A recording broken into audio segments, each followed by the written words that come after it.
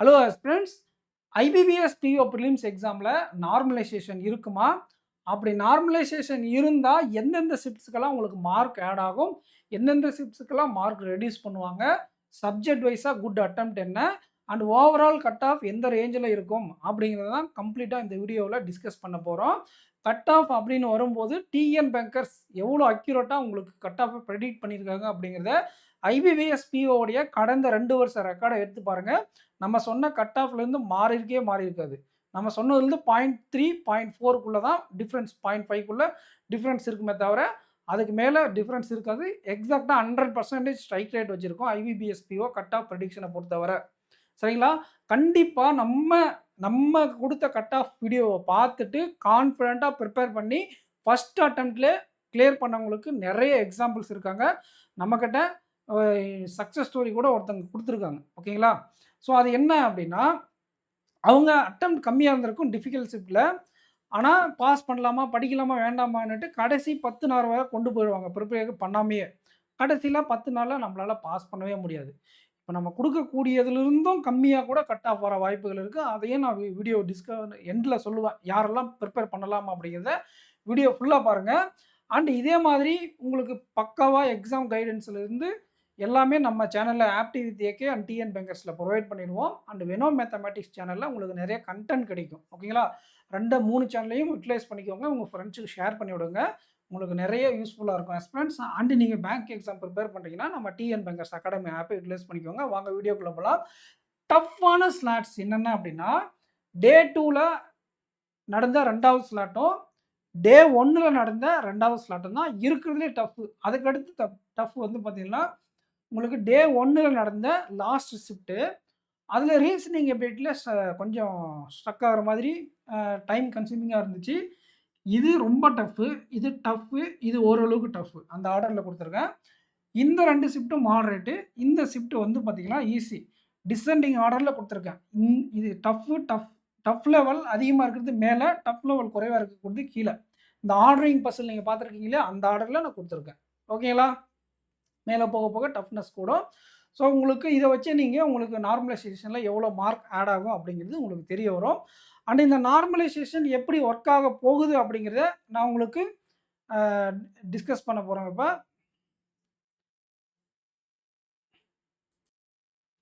நம்ம TN bankers academy ஆப்ப பத்தி நான் சொன்னேனா மறந்துட்டேன் ஃப்ரெண்ட்ஸ். நம்ம ஆப்ல பிலிம்ஸ் அண்ட் மெயின்ஸ்க்கான கிளாஸஸ் கொண்டு போயிட்டுருக்கோம். யூட்டிலைஸ் பண்ணிக்கோங்க. சரி, இந்த நார்மலைசேஷன பத்தி உங்களுக்கு தெரியும் அப்படின்னா, கொஞ்சம் ஃபார்வர்ட் பண்ணி குட் அட்டெம்ப்ட்டுக்கும் நீங்க கட் ஆஃப்க்குள்ளும் போயிடுங்க. இப்ப நம்ம நார்மலைசேஷன் எப்படி ஒர்க் ஆகும் அப்படிங்கிறத ஒரு பிகினருக்கும், இல்ல நார்மலைசேஷன் பத்தி ஐடியா இல்லாதவங்களுக்கும் ஒரு சின்ன எக்ஸ்ப்ளனேஷன். இப்போ இவங்க டஃப்பா இருக்கிறதுனால அட்டெம்ப்ட் கம்மியா குடுத்துருப்பாங்க. இவங்க ஈஸியா இருக்கிறதுனால அட்டெம்ப்ட் அதிகமா குடுத்துருப்பாங்க. மார்க் அதிகமா வரும் இவங்களுக்கு, இவங்களுக்கு கம்மியா வரும். 85% ஒரு ஆஸ்பிரண்ட் எவ்வளோ மார்க் இருக்காங்க அப்படின்னா, ஒரு 45 மார்க் இருக்குன்னு வச்சுக்கங்களேன். இவங்களுக்கு 85%ல அவங்களுக்கு ஒரு 50 மார்க் இருக்கு. சாரி, 55 மார்க் இருக்குன்னு வச்சுக்கங்களேன். இவங்களுக்கு ஒரு 50 மார்க் இருக்கு. பர்சன்டைல் எல்லாமே சேம் தான். ஓகேங்களா? ஆனா, இது கஷ்டமா கேட்டதுனால மார்க் கம்மியா வந்திருக்கு. இவங்களுக்கு அதிகமா இருக்கும். இவங்க மார்க்க வச்சு நமக்கு மார்க் குடுக்க மாட்டாங்க. நம்ம எடுத்த மார்க்க அவங்க நார்மலைசேஷனுக்காக ஒரு ஃபார்முலா வச்சிருப்பாங்க. அதுல அத இம்ப்ளிமெண்ட் பண்ணுவாங்க. ஓகேங்களா? உதாரணத்துக்கு இதுல 85% இருக்கக்கூடிய ஆஸ்பிரண்ட் மார்க்கும், இதுல இருக்கக்கூடிய மார்க்கும் ஈக்குவல் பண்ணணும். ஓகேங்களா? இப்போ இந்த ஷிஃப்ட்ட பேஸா எடுக்குறாங்கன்னு வச்சுக்கங்களேன். இப்போ கட் ஆஃப் நம்ம இத வச்சு தான் குடுக்க போறோம். இப்ப இவங்கள 50 கொண்டு வரணும். இவங்களையும் 50 கொண்டு வரணும். அப்ப என்ன பண்ணுவாங்க? இவங்களுக்கு 5 மார்க் ஆட் பண்ணா 50 வந்துரும். இவங்களுக்கு 5 மார்க் குறைச்சா 50 வந்துரும். சரி, டஃப்பான ஸ்லாட்ட பேஸா வைக்கிறாங்க அப்படின்னா, இவங்க மார்க் அப்படியே வச்சுப்பாங்க. இவங்களுக்கு ஒரு 5 மார்க், இவங்களுக்கு ஒரு 10 மார்க் ரெட்யூஸ் பண்ணுவாங்க. இது மாரி எனக்கு ஒரு டைம் 10 மார்க்ல ஒரு 7½ மார்க் ரெட்யூஸ் பண்ணியிருக்காங்க ஒரு டைம். சரிங்களா? அண்ட் 10 மார்க் புரொவைட் பண்ணி என்ன கிளியரும் பண்ணி வச்சிருக்காங்க. அது வந்து நார்மலைசேஷன் அவங்களுக்கு எந்த ஷிஃப்ட்ஸ் எடுக்குறாங்கன்றத பொறுத்து கட் ஆஃப் மாறும். அது அந்த வேரியேஷன் நான் சொல்லிர்றேன் உங்களுக்கு. ரைட்டுங்களா? இப்போ இவங்கள வச்சு இப்ப எடுக்குறாங்க அப்படின்னா, மார்க் எல்லாரும் குறைப்பாங்க. இவங்கள வச்சு எடுத்தா என்ன பண்ணுவாங்க, இவங்களுக்கெல்லாம் மார்க் ஆட் பண்ணி, இவங்க கொண்டு வந்துட்டுருவாங்க. இவங்களுக்கு 10 மார்க் ஆட் பண்ணுவாங்க. இவங்களுக்கு 5 மார்க் ஆட் பண்ணுவாங்க. புரியுதுங்களா? 10 மார்க்னா இவங்களுக்கு 10, இவங்களுக்கு 8, இவங்களுக்கு 6, இவங்களுக்கு 4, இவங்களுக்கு 3. அந்த மாதிரி நீங்கள் அந்த டிஃபிகல்ட் லெவலுக்கு தகுந்த மாதிரி அது வேரியேஷன் ஆகும். ஓகேங்களா? அதனால தான் இந்த டிசெண்டிங் ஆர்டரில் கொடுத்துருக்கேன். இப்போ புரிஞ்சுதுங்களா? கஷ்டமாக இருந்து கம்மியான அட்டெம்ப்ட் கொடுத்துருந்துருக்கீங்க அப்படின்னா கூட, ஒன்று உங்கள் மற்றவங்களுக்கு மார்க்கை குறைச்சி உங்களுக்கு கொண்டு வந்துருவாங்க. இல்லை அப்படின்னா உங்களுக்கு மார்க்கை இன்க்ரீஸ் பண்ணி உங்களை கிளியர் பண்ண வச்சுருவாங்க. எப்படி பார்த்தாலும் நீங்கள் நல்ல அட்டெம்ப்ட்டை அந்த ஷிப்ட்ஸுக்கு தகுந்த மாதிரி கொடுத்து வந்திருக்கணும். இதில் இன்னொரு மிஸ்டேக் என்ன அப்படின்னா, ஒரு இப்போ ஆப்டி செக்ஷனில் கஷ்டமாக இருக்குது அப்படிங்கிற காரணத்தினால ஒரு பேனிக் மோட்ல போய் ரீசனிங் செக்ஷனையும் நிறைய பேர் சொதப்பியிருப்பாங்க. அதனால நிறைய மேக்ஸிமம் அந்த அந்த ஷிப்ட்ஸில் அடி வாங்கியிருக்கும் அட்டெம்ப்ட்ஸு. ஒரு ஒரு நடுவில் ஒரு பேப்பர் செகண்டாக ஒரு பேப்பர் டஃப்பாக இருக்கனாலே ஓவராலாக அந்த பேப்பர் டஃப்ன்ற மாதிரி ஆகிடும். ஓகேங்களா? இந்த ஷிஃப்ட் வந்து லாஸ்ட் ரீசனிங் தான் டஃப்பாக இருக்கிறதுனால முன்னாடி இருந்த ஆப்டி கொஞ்சம் ஓரளவுக்கு பர்ஃபார்ம் பண்ணிட்டாங்க. இந்த ஷிஃப்ட்ஸில் ஆப்டியே நடுவில் டஃப் ஆனதுனால பின்னாடி வந்த சப்ஜெக்ட்ஸ் எல்லாம் கொஞ்சம் பேனிக்கில் ரீசனிங்லேயே ஒரு சில ஆஸ்பெக்ட்ஸ் தப்பு பண்ணியிருக்காங்க. அந்த மாதிரி பண்ணக்கூடாது. ஓகேங்களா? ஒரு செக்ஷன் அட்டெம்ப்ட்டை அந்த செக்ஷன்ல முடிச்சுக்கிட்டு அடுத்த செக்ஷனுக்கு கொண்டு போகக்கூடாது. இதை நான் லாஸ்ட் மினிட் டிப்ஸில் உங்களுக்கு சொல்லியிருந்தேன் தெளிவாக. ஓகேங்களா? டிஃபிகல்ட்டான ஒரு சப்ஜெக்ட் வரும். அது இந்த இந்த ஷிஃப்ட்டில் உங்களுக்கு இங்கிலீஷு. இது 2த்துலேயும் ஆப்டி, இதில் ரீசனிங். சரிங்களா? அப்போ அந்த டிஃபிகல்ட்டாக இருக்கக்கூடியதை அங்கேயே விட்டுட்டு அடுத்த செக்ஷன் போகும்போது ஃப்ரெஷ்ஷாக நாங்கள் ஸ்டார்ட் பண்ணால் தான் கண்டிப்பாக அதை டேக்கிள் பண்ண முடியும். அதுக்கு நார்மலைசேஷன் மார்க் கொடுத்துருவாங்க. அப்படிங்கிறத நம்ம தெளிவாக சொல்லியிருந்தோம். அதை கொஞ்சம் நம்பி நீங்கள் இம்ப்ளிமெண்ட் பண்ணியிருந்தீங்கன்னா உங்களுக்கு நல்ல மார்க் கிடைச்சிருந்துருக்கும். சரி, நார்மலைசேஷன் இருக்கும். அது எந்த அளவுக்கு இருக்கும் அப்படிங்கிறது டிஸ்கஸ் பண்ணிட்டோம். இப்போ செக்ஷன் வைஸ் குட் அட்டெம்ப்ட் போயிடலாம். அதுக்கு முன்னாடி இந்த வீடியோக்கு லைக் பண்ணிவிட்டு உங்களோட அட்டெம்ப்ட் என்ன அப்படிங்கிறத கமெண்ட் செக்ஷனில் கமெண்ட் பண்ணுங்கள். உங்களுடைய ஸ்லாட்டையும் அதில் மென்ஷன் பண்ணிடுங்க. சப்ஜெக்ட் வைஸாக ஏஆர்இ அப்படின்னு மென்ஷன் பண்ணுங்கள். ஓகேங்களா? ஆப்டிடியூட் செக்ஷனை பொறுத்தவரை உங்களுக்கு 14ல் இருந்து 18 அப்படிங்கிறது குட் அட்டெம்ப்டாக இருக்குது. நீங்கள் இந்த ஷிஃப்ட்டில் இருந்தீங்கன்னா 10 மார்க் அட்டன் பண்ணியிருந்தா குட் அட்டெம்ப்ட். இதில் 12 மார்க் அட்டன் பண்ணியிருந்தா குட் அட்டெம்ப்ட். மற்ற செக்ஷன்லலாம் இந்த 14லேருந்து 18 அப்படிங்கிறதா குட் அட்டெம்ப்ட். ஓகேங்களா? பார்த்துக்கோங்க. இதில் 10 இருந்தாலே சூப்பர். இதில் 12 இருந்தாலே நல்ல அட்டெம்ப்ட். ரீசனிங் எபிலிட்டி இருக்குல்ல, இது வந்து பார்த்தீங்கன்னா இந்த ஸ்லாட்டில் நீங்கள் 18, 20 அட்டன் பண்ணியிருந்தாலே குட் அட்டெம்ப்ட். ரிமைனிங் எல்லா ஸ்லாட்டுக்கும் 22ல் இருந்து 27 வரை இருக்குது. பட் ஆவரேஜாக நிறைய பேர் 25 தான் அட்டன் பண்ணியிருக்காங்க. ஓகேங்களா? 25 அப்படிங்கிறது ஒரு டீசென்ட்டான அட்டெம்ப்ட் ரீசனிங் எபிலிட்டி. நீங்கள் சொதப்பியிருந்தா கூட 22 தான். இந்த ஒரு ஸ்லாட்டுக்கு மட்டும் எக்ஸெப்ஷன். அண்டு நடுவில் இன்னும் சில ஸ்லாட்ஸ்லாம் அதோட கொஞ்சம் ஒரு 23, 24 அந்த மாதிரி இருக்கும். பட் இதில் ஒரு 18, 20 அந்த மாதிரி நீங்கள் அட்டன் பண்ணியிருந்தா கூட உங்களுக்கு நார்மலைசேஷன் மார்க் கிடைக்கும். ஸோ இந்த ஷிஃப்ட்டுக்கு மட்டும் நான் 18 இல்லைனா 20லேருந்து 25 கொடுப்பேன். மற்ற எல்லா ஷிஃப்ட்ஸ்க்கு 22லேருந்து 25 அப்படிங்கிறது குட் அட்டெம்ப்ட். இங்கிலீஷ் செக்ஷனை பொறுத்தவரை அட்டெம்ப்ட் மார்க் இதெல்லாம் நம்ம போகிறது எல்லாமே கரெக்டாகிடும். ஆனால் இங்கே மட்டும் என்ன ஆகும்னா நம்ம தப்பாகும். இப்போது 20லேருந்து 25 தான் நம்ம வந்து ஆவரேஜாக எல்லா செக்ஷனுக்கும் எல்லா ஷிஃப்ட்டுக்கும் குட் அட்டெம்ப்ட்டு. இங்கே மட்டும் இந்த ஷிஃப்ட்டுக்கு மட்டும் இங்கிலீஷில் என்ன பண்ணிக்கலாம்னா ஒரு 18 அந்த மாதிரி குட் அட்டெம்ப்டாக வச்சுக்கோங்க. இது கொஞ்சம் கஷ்டமாக இருந்துச்சு. ஓகேங்களா? ரிமைனிங் எல்லா ஷிஃப்ட்டும் இங்கிலீஷ் ஒரே மாதிரி தான் இருந்துச்சு. அப்போ நீங்கள் 20லேருந்து 25 மார்க் அப்படிங்கிற பட்சத்தில் இது மார்க்காக கன்வெர்ட் ஆகும்போது ஒரு 15 மார்க்காக வந்தால் நல்ல அட்டெம்ப்ட்டு இது மார்க்காக கன்வெர்ட் ஆகணும். இதெல்லாம் கன்வெர்ட் ஆகிடும். பட் இது வந்து நம்ம அட்டெண்ட் பண்ணுறதெல்லாம் நிறையா எல்லாமே தப்பு விடுவாங்க. ஓகேங்களா? அதனால் 15 மார்க் எடுத்திருக்கீங்க. அதில் நீங்கள் ஒரு 17, 18 அட்டெம்ப்ட் எடுத்து கூட 15 மார்க் வந்துடும் சில பேருக்கு. ஒரு சில பேர் 30மே அட்டெண்ட் பண்ணியிருப்பாங்க. 10 மார்க் கூட வராது. சும்மா குத்திட்டு வருவாங்க. அதெல்லாம் கணக்கு கிடையாது. ஓகேங்களா? இது பார்ஷியல் அக்யூரசி, இது அக்யூரேட்டா. ஓகேங்களா? இதுதான் சப்ஜெக்ட் வைஸ் குட் அட்டெம்ப்ட்டு. இப்போ இதை வந்து பார்த்தீங்கன்னா உங்களுக்கு 40 மார்க் கன்வெர்ட் பண்ணுவாங்க. இதை வந்து 30 மார்க் கன்வெர்ட் பண்ணுவாங்க. ஓகேங்களா? அப்போ என்ன ஆகும்? இதில் நீங்கள் எடுக்கக்கூடிய மார்க்லேருந்து கொஞ்சம் குறைப்பாங்க. இதில் எடுக்கக்கூடிய மார்க்லேருந்து கொஞ்சம் கூட வரும். ஓகேங்களா? இப்போ நீங்கள் 45 அட்டெம்ப்ட் அக்யூரேட்டா இந்த 3 ஷிஃப்ட்டில் அட்டெண்ட் பண்ணியிருக்கீங்கன்னு வச்சுக்கோங்களேன். அட்டெண்ட் பண்ணதே 45 தான். அது ஃபுல்லாக 45மே கரெக்டு அப்படின்னா கண்டிப்பாக உங்களுக்கு கிளியர் ஆகிடும். ஏன்னா ரீசனிங்லேருந்து கொஞ்சம் மார்க் ஆட் ஆக போகுது. ப்ளஸ் உங்களுக்கு நார்மலைசேஷனில் மார்க் வரப்போகுது. அதெல்லாம் கம்பைன் எஃபெக்ட் ஆகி இந்த ஷிஃப்ட்டில் இந்த டஃப்பான ஷிஃப்ட்டில் 45 மார்க் கிளியர் ஆகிடும். இந்த மாடரேட் ஷிஃப்ட்டில் ஒரு 48, 45 அது 45க்கு மேலே 48 அந்த மாதிரி அட்டெம்ப்ட் கொடுத்துருக்கீங்க அப்படின்னா ஒரே நிமிஷம். ஓகே, இதில் விட்டால் இந்த மாடரேட் ஷிஃப்ட்டில் அந்த 48 ரேஞ்சில் இருக்கிறவங்க கிளியர் ஆகிடும். ஈஸி ஷிஃப்ட்ஸில் ஒரு 50 மார்க் கிட்ட உங்களுக்கு கிளியர் ஆகும். ஓகேங்களா? ரைட்டு. அப்ப கட் ஆஃப் என்ன சார் இருக்கும் அப்படின்னு கேட்டீங்கன்னா, நான் இப்ப இந்த மாடரேட் ஷிஃப்ட்ட வச்சு பேசுறேன். இப்போ உங்களுக்கு வேக்கன்சி இன்கிரீஸ் ஆனா கட் ஆஃப் குறையும். ஓகேங்களா? நம்ம அத ட்ராக் பண்ணணும் பர்சனலா. வேக்கன்ஸீஸ் பேங்க்ஸ் இன்கிரீஸ் பண்ணா, கட் ஆஃப் இப்ப நம்ம சொல்றதுலருந்து குறையும். ஓகேங்களா? அதனால அதுக்கு தகுந்ததும் நீங்க ரெடி பண்ணிக்கணும். பிரிப்பேர் பண்ணிக்கணும் அதுக்கு தகுந்த மாதிரியும். 48.5 பிளஸ் ஆர் மைனஸ் 3. எதுக்கு பிளஸ் ஆர் மைனஸ் 3ன்னா, பிளஸ் ஆர் மைனஸ் 4 கூட சொல்லலாம்.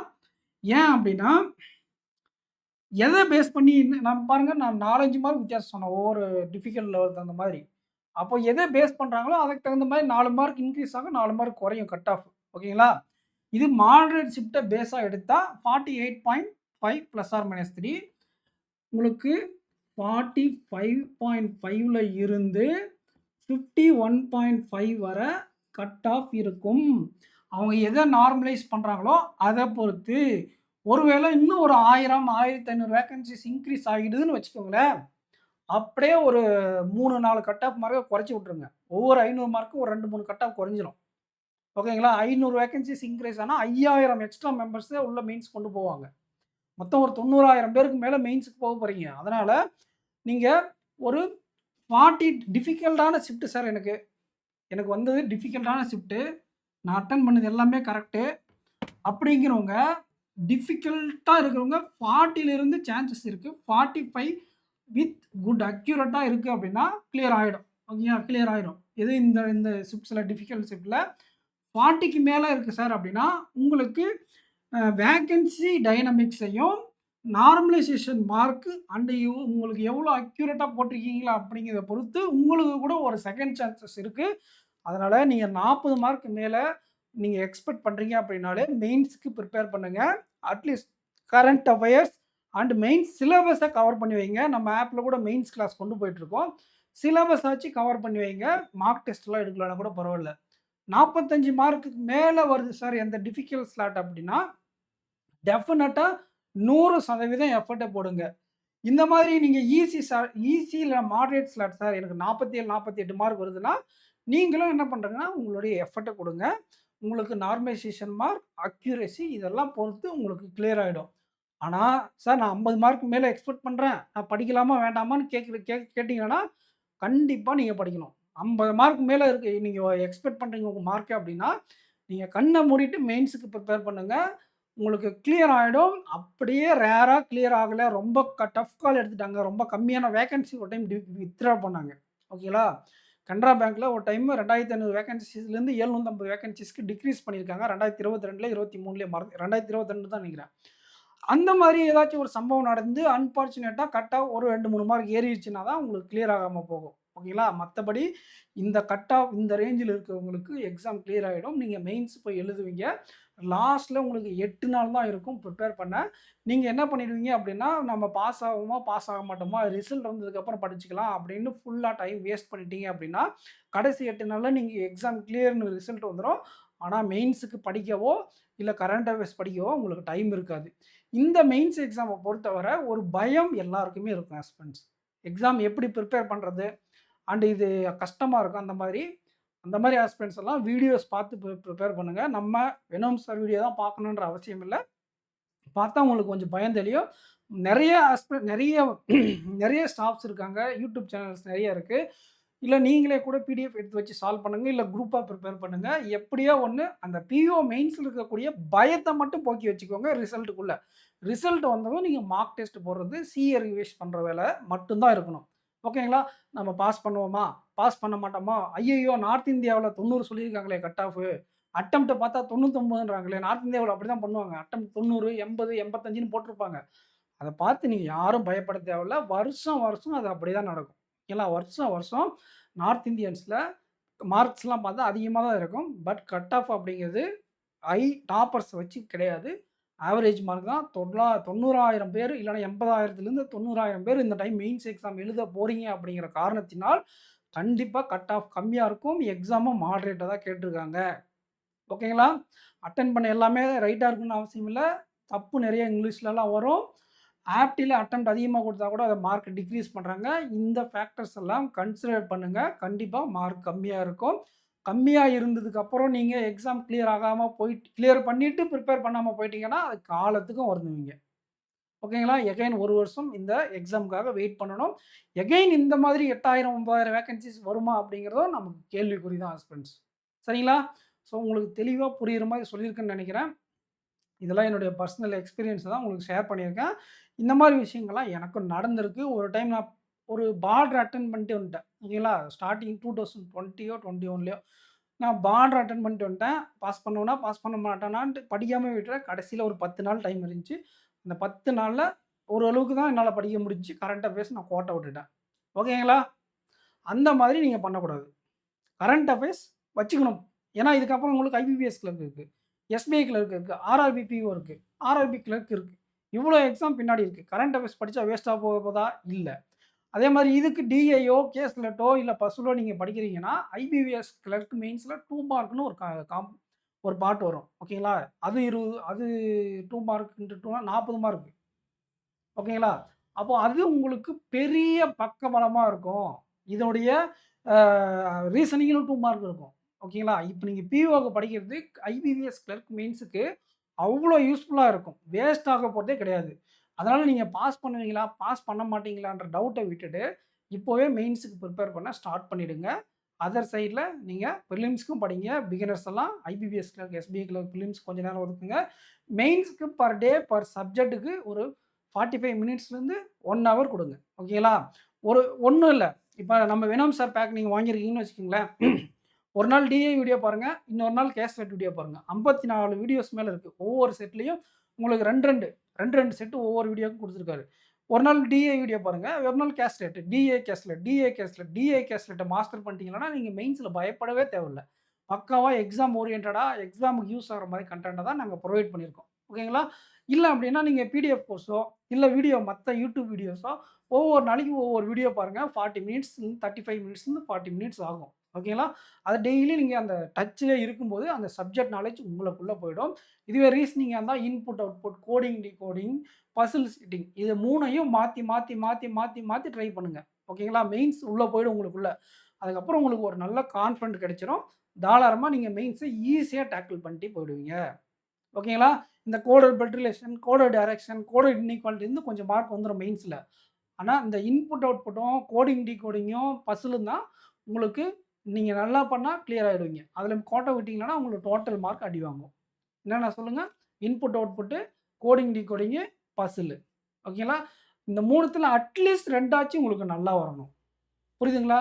அதுக்கப்புறம் செலக்டிவா பசில் அட்டெண்ட் பண்ணிட்டு, மிஸ்செலேனியஸ் டாபிக்ஸ்க்கு போனா கூட நம்மளால ஸ்கோர தேத்திக்க முடியும். பிஓ மெயின்ஸ், கிளர்க் மெயின்ஸ்ன்னு தனித்தனியா கிடையாது.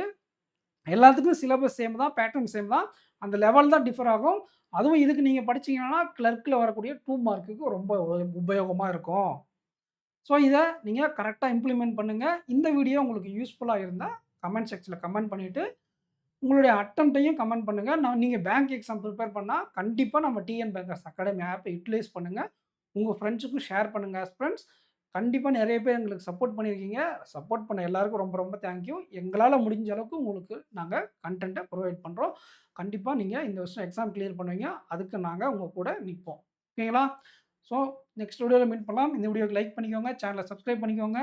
உங்களுடைய ஸ்லாட் என்ன அண்ட் உங்களுடைய அட்டெம்ப்ட் என்ன அப்படிங்கிறதையும் கமெண்ட் செக்ஷன்ல கமெண்ட் பண்ணுங்க ஃப்ரெண்ட்ஸ். நெக்ஸ்ட் வீடியோல மீட் பண்ணலாம். Thank you.